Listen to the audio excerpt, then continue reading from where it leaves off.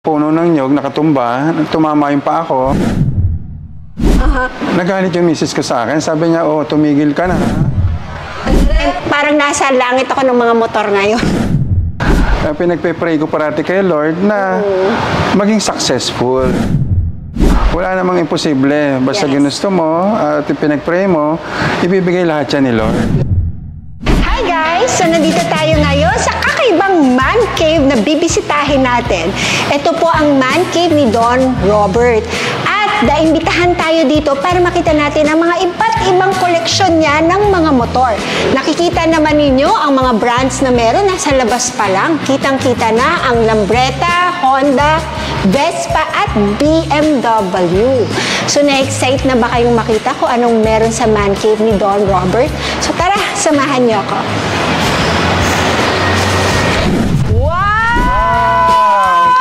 Welcome, Miss Inday Rider. Wow. At nakarating ka dito sa aming maliit na man cave. Maliit ba to, sir? Ang laki na.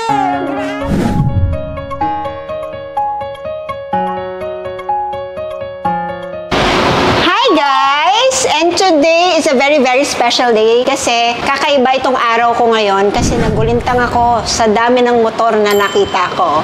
And I am very grateful at naimbitahan tayo dito sa man cave ni Don Robert.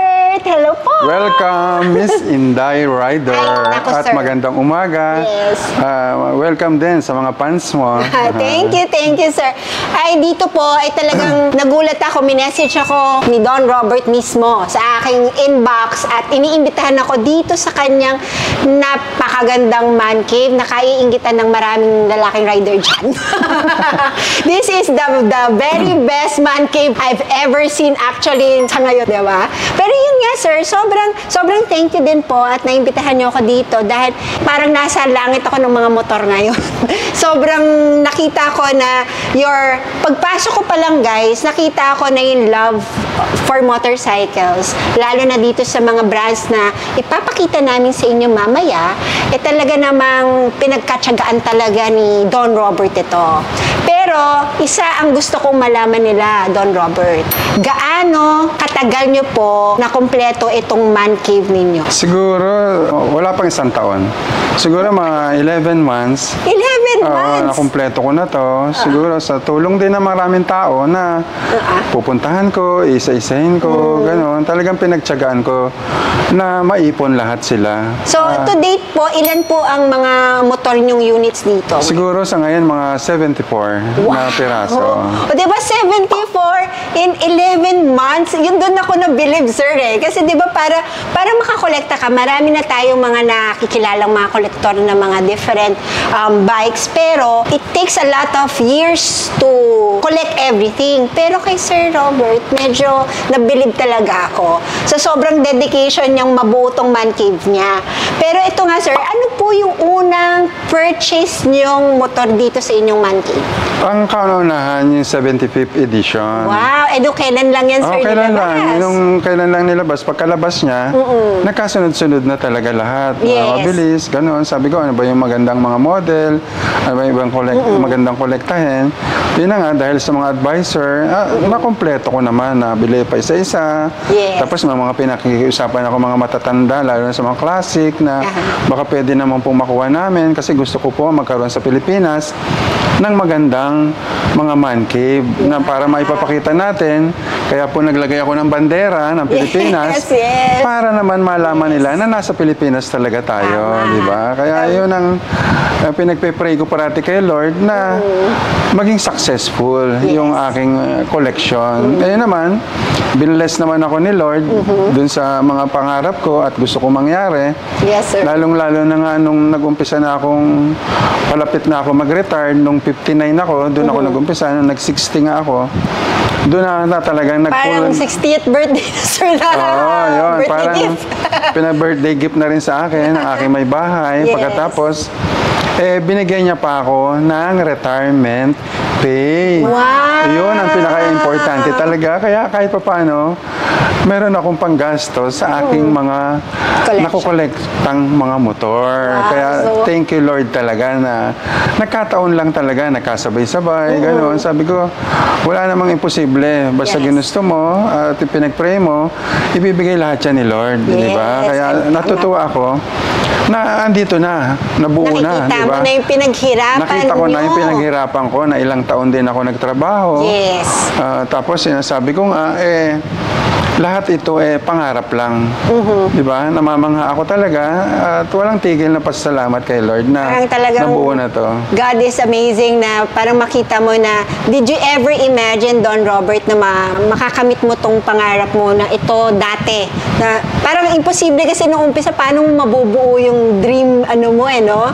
Pero because sa sipag tiyaga, yun nga yung ina-advise natin sa lahat ng mga nanonood din sa atin na minsan ng buhay, hindi lang puro trabaho.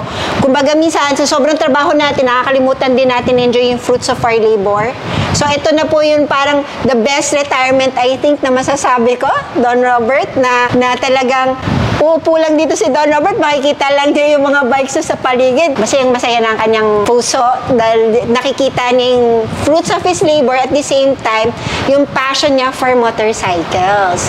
Pero ito nga, sir, Don Robert, ang tanong ko lang din po, doon sa inumpisahan yung 75th na Vespa scooter, binibilang ko po kasi kung 70 units yung nabili niyo in almost 11 to 1 year, so halos parang every month may binibili talaga kayong motor. So mga ilang units yung halos nabibili na per month. Tama ka dun. Talagang yung buong taon na yon, nag-retired ako, parang sinasabi ko sa sarili ko, gusto ko mabilis kong mabuo yung pangarap ko. Parang Yes. gano'n. Kasi nga, di ba, kahit papano, binigyan nga ako ng asawa ko ng retirement. Yes. Talagang pinulfill ko na kahit papano, tanong dito, saan meron. Talagang pinagtsatsaga ko yung puntahan kahit sa malayong lugar. Talagang pupuntahan ko siya. Pupuntahan niyo ba talaga? Para makita ko lang siya na talaga bang fit ba siya. Aha. Kasi ayoko rin nung maging parang lahat ng ilalagay ko, yung mga basura, gusto ko kahit papano, yung mga ilalagay ko, yung talagang wala sa Pilipinas o mga May kakaiba, may unique kakaiba talaga. na talagang kahit papano, collectable talaga siya na motor. So di ba? talagang ginugol nyo ng oras at research din malamang yung bawat motor na nakikita natin dito. Oo, Ang galing. dahil sa tulong din ng mga advisor na, sir, eto kunin mo, sir, etong gawin natin, sir, etong paanong project ang gagawin natin dito. Sabi ko, basta ang gusto ko, yung maayos Yes. lang ang lalabas lahat. Kasi di ba, sabi nga dapat maging masaya ka sa kukunin mong gagawa, di ba? Parang katulad nga, nabanggit ko nga sa lahat na meron ako nakilalang mekaniko Yes. na siya lang ang talagang nakita ko na may kakayahan na gumawa na period correct, di ba? Yun nga yung sinasabi ko, mabanggit ko lang yung pangalan niya, si Bing Sunga. Bing na Sunga. kahit paano, napakalaking tulong niya dito na para mabuo ito. Yes. At saka, tawag pala nila doon is period correct. Kumbaga. Period correct. Yes. Pati mga Ngayon ko lang narinig tornilyo. yun, Don Robert. Pati mga tornilyo, itatama niya. Lahat. galing. Lahat ng mga pyesa, lahat itatama niya. Sasabihin niya sa akin, sir, ito yung ano natin. Sabi ko, sige, basta ang importante sa akin, walang makikitang pintas yung mga makakakita. At lahat yan gusto ko, lahat na ipapasok natin dito, umaandar, di ba? Kasi yun ang importante talaga di ba? Na gumagana siya, umaandar. At saka, makikita nyo nga guys dito, bawat unit na kinolect ni Don Robert, may storya siya bawat isa Diba? Yun yung maganda yun doon talaga. May mga storya siya behind each. At papakita din namin yan mamaya sa inyo na lahat ng mga nandito sa man cave niya may storya, which is very interesting din kasi parang ngayon ko lang din nakita yung mga ibang units dito na napaka-exciting panoorin kung paano nag-transform yung mga motorsiklo noong unang panahon sa mga motor na nagagamit natin ngayon So, other than that din po, interesting din itanong din po, Don Robert, sa dami-dami nito, how do you maintain all your collection? I mean, your maintenance niya. Siguro, every week, meron pumupunta rito para paandarin. para punasan, para i-maintain talaga Yes. na mapaandar, ma-maintain namin yung quality ng motor, at maging maayos pa rin. Gusto ko kasi ma-maintain siya habang nabubuhay ako. Sa mamanahin pa ng anak ko, maganda pa rin siya. Kasi Yes. siyempre, kaya nga ang kinuha ko, classic eh. Lalo siyang magiging Classic classic. habang tumatagal. Habang tumatagal, di ba? Kaya nga sabi nga, enjoy your life talaga, di ba? Yun Tama. nga. Parang at least talagang papakita natin sa ating mga manonood na talagang ang buhay, hindi natin masasabi kung kailan tayo kukunin ni Lord, di ba? Pero make the most out of it each day talaga. Oo. So dito sa mga bikes nyo, sir, nakita ko, more on the Vespa, the BMW, a few Honda, and Lambretta. Ano po yung naging decision nyo para kolektahin tong mga brands na to? Kasi sa akin, napansin ko kasi sila yung mga na collectible talaga na kahit pa paano, magandang, hindi talaga siya bababa ang presyo. Kumbaga, magiging investment din talaga. Hindi yung, di ba, nabanggit ko nga kanina, nakukuha ka ng mga mumurahin, parang dinisplay mo lang dyan ng wala sa wala, di ba? Hindi katulad ng, pag dinisplay mo rare, talagang sasabihin ng tao, wow! Yes, parating mapapawaw may talaga. wow, di ba? Yes, yun talaga. Yun lang Yung pala naman. ang goal ninyo, Don Yeah, Robert, lahat yung masabi, wow! di ba? Ang saya. Parang ang saya, di ba? Kasi sabi nga mangangarap ka lang din, doon ka na sa Todo na. pinakamagandang pangarap, di ba? O, sabi nga ni Lord kung ano yung gusto ko, ang ibibigay ko sa iyo, the best This lahat. all the time, Di ba? yes. Ayoko nung mga ano pa. Dapat yung pinaka-the best na ang ibibigay ko sa iyo. Kaya Ang ako galing. masaya talaga na binless niya ako na lahat ng binigay niya sa akin, the best talaga. Mukha Kaya- naman, Don Robert. Kasi yung mga units at mga pieces of vintage na mga scooters dito ay talagang very rare at excited akong ipakita sa inyo isa-isa kasi doon pa lang makikita nyo bawat isa may storya. At Ay, saka naman. nakakatuwa rin po na you'll be able to share this na nakaka-proud din at the same time na syempre dito sa Pilipinas may ganitong klaseng man cave na pinapangarap halos lahat ng mga tao magkaroon ng ganito. At hindi lang man cave kasi you're being able to share a history of the motorcycle world sa mga nakakakita, di ba po? So napakaganda.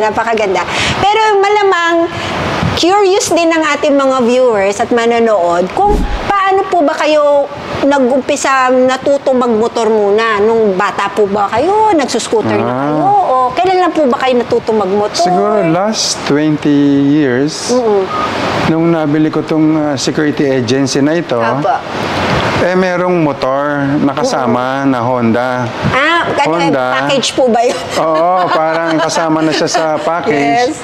Na sabi niya, yan na, sasama ko na yung motor. Motor. Parang gano'n na medyo malaki. Parang 750cc ba yun? Parang gano'n Big bike na po. Oo, Ayan, big bike na nga eh. Kaya nga nung pumupunta-punta, paikot-ikot lang ako dito. Kaya minsan, may nadaanan akong nyog. Okay. Na puno ng nyog, nakatumba. Tumama yung pa ako. Nagalit yung misis ko sa akin. Sabi niya, tumigil ka na. Hindi. Nabalian po ba kayo? Isang daliri lang naman, tumama. Okay. Sabi niya, tumigil ka na, ayoko niyan, gano'n. Masuno rin ako sa asawa ko. Mabait pa Oo, asawa. Kaya sumunod na lang ako. Kasi baka hindi ako bigyan ng pambili. Okay. Ayan. So from there, natigil na kayo? Wala na, totally natigil na. So bumalik lang actually this lang. Nung pagbili nyo ng 75th Yun, Vespa pagbili ko lang edition. yung 75th, doon lang ako nag-umpisa. At least napayagan na kayo. At isa rin sa tingin ko kung bakit nyo natupad din tong pangarap ninyo. Because you have a supportive wife. Oo. Lahat naman yan, suporta niya. Biro mo yung rep na yan, pula. Oh, yes. Regalo niya yan. Nakakatuwa. Diba? Yung pula rin, diba? Siya, kumbaga, meron din siyang naiambag din talaga dito sa man. Marami. Sobrang dami niya naiambag. Pero parang may nabanggit kayo sa akin na ikwento nyo dati. Nung nagsimula kayo, nakaparada lang ang inyong mga motor sa garahe lang ninyo ng bahay. Oo, sa garahe. Galit na nga siya. Sabi niya, ano ba talagang plano mo dyan? Punong-puno na itong bahay natin. Kasi Yes. wala pa naman akong ganitong lalagyan. Ngayon, nung tinatayo ng atong building, na sinabi ko nga sa kanya, baka pwede mo naman bigay sa akin yung kaparasong lugar doon. Tapos, nagdahilan pa nga siya. Sabi niya, ayoko kasi promise natin yan sa anak natin na garahe niya para sa kanya sa business nila. Pero yun, nakita niya na tumahimik ako, nagtampo. Sige, okay na, Nagtampo huwag na. talaga, sir. Tampo, hindi ko sabihin natin. Okay, yung pala style doon. Oo, style lang yun. Tumawag ako sa kanya, tumawag siya. Sabi niya, sige na, say na. Ayun. Kaya sabi nga, thank you Lord na naman. Oh, yes. Na andito na, nabuo na to. At ako na nagsusupervise, anong gagawin. So, ganun. parang kayo po, kayo talaga hands-on sa pagbuo nitong man cave ninyo. Oo, Pati yung talaga. design. Actually, guys, napakagandang tumambay dito. Kasi di ba, pag nakatambay dito, may entertainment pa, may drinks area, tapos may makikita coffee, mo. unlimited. Coffee, unlimited. Tapos, unlimited eyes on your very precious Ayan, bikes. katulad di nga ba? niya, no, di ba? Naglagay ako ng mga relo, sari-saring bansa. O, di ba? Kung Kasi alam nyo. para kahit pa paano, pag may bisita ka po, alam niyo kung nasaan bansa ka, di ba? Parang Tama, gano'n. tama. Kaya At saka sabi ko din nga, yung mga design ng mga ilaw. Ayan, may ilaw, di ba? Oh. Ang galing. Ayan, mga wine naman na yan. Mga regalo lang yan. Kada birthday ko, naipon ko. Ay, ang galing. Kaya thank you Lord pa rin talaga sa lahat, di ba? Kasi hindi naman ako nainom. Kaya Ay, hindi mo naipon. kayo Hindi ako nainom. Akala ko, lumulekta na rin po pala kayo. Pala hindi rin pala kayo Hindi ako nainom. Pero, Kaya at least hindi nandun siya. nagagalaw. Kaya hindi naubos. nagagalaw. Kaya hindi Akala siya ko, naubos. so may laman pa po yan, sir, sa loob. Oo, lahat yan. Kasi hindi nga ako nainom. Kaya intact pa rin siya dyan, di ba? Dito na lang natin, tamang-tama, hindi kayo nagbisyo. Dito nyo na lang nilagay yung bisyo. Ayan, Mas dyan maganda talaga. pa yun, Oo, di ba? dyan ang bisyo ko lang isa, pagkain lang. Ito healthy. Ay, hindi healthy. Ano? Healthy. Pero yun yan, nakakatuwa po kasi makita rin na someone like you po would really invest on something like this na for us to share, for you to share it to us na mga passionate din sa motorsiklo na makakita ng iba't ibang klase. Ano po yung pinaka lumang year ng motorcycle na meron kayong collection dito? Yung Lambretta, kasi yung Lambretta is 1948 pa. Yun na po yung Then, yung ano naman, yung Vespa, 1952. Talaga siya. Grabe. Yung Vespa, siya yung ginamit ng Roman holiday nung sa palabas.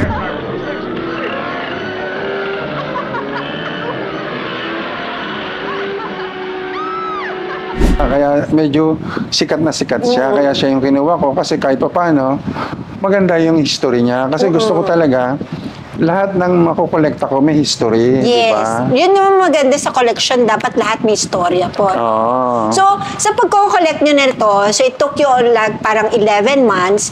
And ano yung sa tingin nyo ma-advise nyo rin dun sa mga riders dyan na may passion for motorcycle? Paano ba sila magsisimula dapat kung gusto rin nila magkaroon ng kasing ganda ng man cave po ninyo, ng collection ninyo? So, ano po yung ma-advise ninyo sa kanila? Sa akin lang, dapat kahit pa paano, matuto tayo magsumikap sa buhay. Di ba? Sabi nga araw-araw, matutulan tayo manalangin kay Lord, tumawag tayo sa Kanya, Lord, bless mo naman ako. Kung ano yung mga gagawin ko, anong desisyon ko, na hindi ako magkamali. Di ba? Pag tumawag ka sa Kanya, hindi ka makakamali. Di ba? May daan ka na pupuntahan. Di ba? Yun ang ginawa ko talaga noong araw pa na sabi niya, huwag ka manloko ng kapwa mo. Tama. Maging parehas ka sa lahat, ibigay mo kung ano yung para sa kanila, kung ano lang yung para sa iyo, yun yung kunin mo. At magtatagumpay ka, mamahalin ka ng mga tao mo, di ba? Yun lang naman ang secret diyan. Basta sabi nga unahin mo si Lord bago lahat, di ba? Tama po. Yun lang. I agree on that. Kumbaga Ganun talagang, if it's God's will, it will happen. Yeah. And if He wants you to have it, He will really provide it for you. Oo, kaya lang, siyempre, kailangan may kasamang sipag, at tiyaga. Tama Kasi po. kung hindi ka naman magsisipag, kung nganga ka lang sa bahay niyo, Tama po naman. wala kang makukuha, Yes. di ba? Dapat madiskarte ka rin sa buhay. Tama Di ba? po. Yung pinaka-importante kasi, yung diskarte mo sa buhay di ba? Lahat. Kasi ako talaga naghirap, talagang Nagtiyaga talaga nagumpisa ako sa palengke lang, Yes, sir. natutulog sa ilalim ng talaga, pwesto. sir? Oo. Talaga sobrang hirap. Tatay ko, driver lang ng jeep. Nanay ko, nagtitinda lang ng prutas. Tama po. Talagang sabi nga blessing lang talaga. So, paano po kayo nagkaroon ngayon ng parang yung business yung security ngayon? So, ito, anong history nyo ng trabaho? nagkataon lang to, nung may apartment ako, merong naupa doon. Pagkatapos, sabi niya, sir, binibenta yung security agency namin. Opo. Ayun, binili ko naman yon at nagkaroon naman kami ng right connection sa mga client namin. Na yun rin ang pinapasalamat ko na nabigyan kami ng mga blessing, ng mga Opportunities client po. opportunities na good performance ang ginawa ko talaga. Sabi ko nga, Lord, Sikapan. ikaw ang sa iyo itong negosyong Yes, ito. tama po. Hindi akin to. Ginamit mo lang ako para pamahalaan itong negosyong ito. Kaya siguro kami binless na nakikita ng mga client namin na maayos kami at mababait yung mga guardia namin, mabait yung binibigay namin sa kanilang mga tao at masisipag. Talagang tinetrain din namin bago namin sila ipasa sa mga client. So, parang how long have you been managing this kind of business? Siguro mga 30 years na 30 rin. years na rin Oo, po 30 pala. years na rin. So, parang ito po ay katas ng inyong 30 years na pagsusumikap. Oo, yun na nga. Kaya nga sabi ko nga, nagpapasalamat pa rin ako sa Diyos kasi katulong ko na yung mga anak ko. Yes Dito, kaya nga ako nung nag-retire, sabi ko, nak, bahala na kayo dyan. Yes. Eh ako naman ay magpapasarap ng konti sa buhay. Tama naman di ba? po. Yun po yung minsan nakakalimutan. Hindi nila alam. God also wants us to enjoy the fruits of our labor, di ba? Kasi Yun. minsan nga, di ba, nakakalimutan. Pero ito nga, napakaganda nang nangyari dahil you have the support of your wife and the kids also.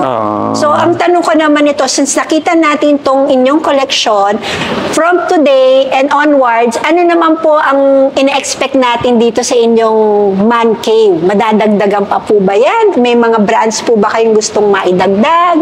Or ano? Sa akin, siguro, mas gusto ko yung tama na Kasi baka magalit naman si Lord. Oo nga. Na, sobra na. Sobra ka naman. Andyan na lahat Tama na Yes. naman yan. So, Hindi, parang tsaka- matuto na tayo, kontento na. Ito Ayun, na. di ba? Opo. Sabi nga, dapat may contentment man lang Yes, sa buhay, tama po. di ba? Sabi nga siguro, puno na rin naman, wala ka ng paglalagyan, kaya tumigil ka na. Kasi, may rin naman ako naisip-isip ko rin yun. Baka mamaya magalit si Lord. Sobra naman yan. Yes. Di ba? Sabi niya, itulong mo lang sa iba. Tama po. Tama po naman. Diba? Pero at Tulong least mo siya. actually, you created na your dream man cave na talagang nakikita na natin yung character and personality din ni Don Robert dito sa man cave niya. His love for and passion for the motorcycles. And also, yung marunong din siya mag-share ng kanyang passion and love for motorcycles. Kasi nga, naimbitahan tayo at may mga iba ding mga riders din na imbitahan niya dito. At mukhang lahat yon sa tingin ko mga napawaw sa unang pasok. Wow kagad.